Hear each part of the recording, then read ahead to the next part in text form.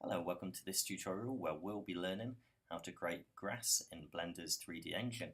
If you've used Unity or UDK, you know how easy it is to create grass using their terrain editor in those game engines, but we can do it just as easily in Blender by creating a simple grass model and then applying it as a particle effect. So I'm going to start by taking a plane, I'm going to scale that down to make it thinner, I'm going to extrude it a couple of times, and this is going to be my stalk of grass. I'm then going to duplicate that stalk of grass, and I'm going to edit each stalk of grass so it's slightly different. For some of those I'm going to scale them, some I'm going to rotate, and some I'm just going to change how I've extruded it. I'm then going to duplicate that stalk of grass over and over till I've got a clump of grass, which should be about 7 or 8 stalks of grass. I'm applying a simple material.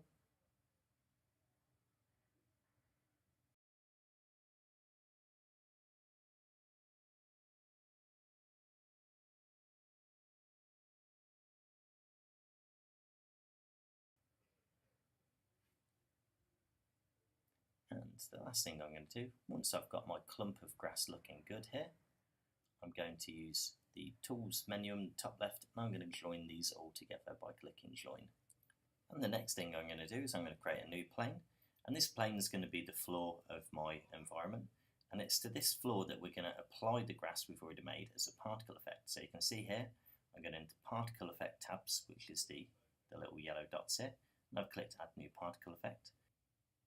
So I've gone into the hair settings. We're not actually going to use the hair settings today. Instead, we're going to change it from hair to emitter. And then in emitter, I'm going to scroll down to the render settings.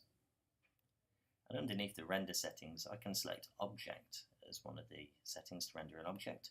And I'm going to select my grass that I've just made for the duplicate object.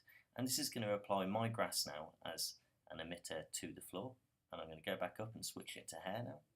And there we go, you can see under render into hair, we've got the grass there. If I untick scale, we see the grass comes up, and we can see that it's ever so slightly out of sync at the moment.